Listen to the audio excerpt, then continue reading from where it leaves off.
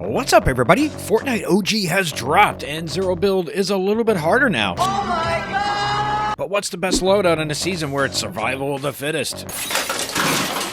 Okay, it's not that bad, and you know me, I'm not here to spread doom and gloom, let's be positive, right? But it ain't like Chapter 4, that's for sure. So let's figure it all out, including which assault rifle is the best, which shotgun to run, and what to do about all that utility. So, a couple of things to think about as we assemble this puppy.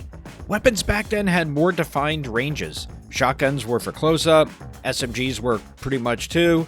Legacy AR and burst were best in the mid to longer ranges, like around 150-200 meters at most, and then the snipers and scoped ARs for the longest ranges, which is 275 meters maximum this season, by the way. It's not 300 anymore. The more you know. So I think if you want to deviate from the best loadout, keep those things in mind. You can't run an SMG shotgun 2-weapon loadout, for example, now. Speaking of two guns, is that the meta? I say yes, at least for the first week of this OG season. Utility is way too valuable for only 2 slots on that map. Plus, there are a lot of fun and useful items too. So first weapon has to be, of course, the long range. Big debate in the Zero Build community right now is scoped assault rifle versus the legacy assault rifle / SCAR. I'm not sure if we'll ever be as heated as the get up versus get down debate in the world of funk music, however, but we shall see. I think that scope in a dot reminds them of the red dot guns in the past, but it doesn't do as much damage per second as the legacy AR / SCAR.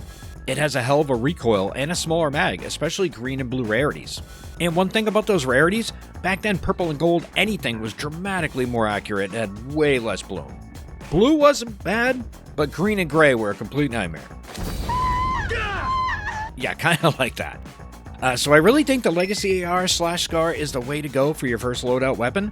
Now what about the burst assault rifle? It is the 3 burst, and it's not bad, but the fire rate is still too slow. And it has always played second fiddle to the SCAR. Suppressed AR isn't bad, but it does less damage than its non-suppressed version. The 4 snipers can work for the longest ranges, but aside from the hunting rifle, they're kinda hard to find, at least on the first day. The legacy AR can also play the swap role if needed to. Now on to the shotguns. This is a hard call here. One would think, hey, go tack, because it shoots faster.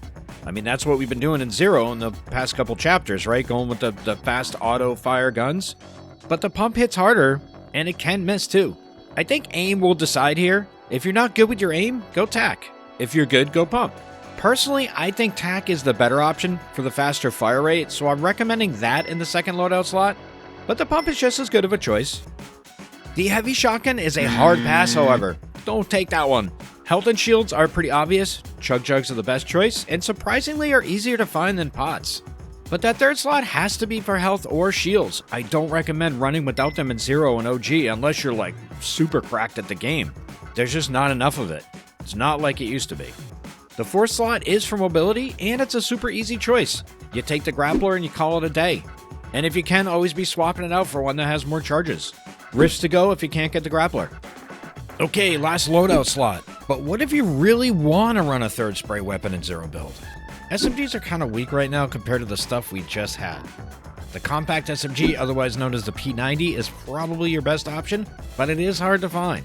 The light machine gun isn't bad, it's got a lot of kick, and it is also hard to find. Again, I don't recommend a 3rd main weapon for this season, at least not this week. I was using an SMG in this footage as my 3rd weapon, and the whole time I felt like utility was a better option.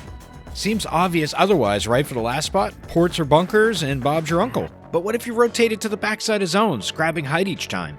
The roof of a house can be just as good as a bunker or maybe even a fort, especially in solos.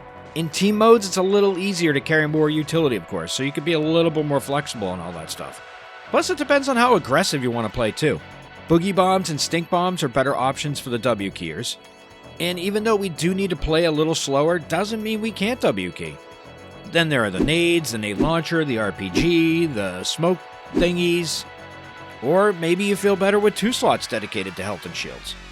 But if I had to recommend something, I would say boogie or stinks, and then fort or bunkers after that. So there we go, peeps. The ska, the tack, boogie bombs or stinks, grappler, and whatever health and shields you can find. Don't forget to like. Next video coming right up.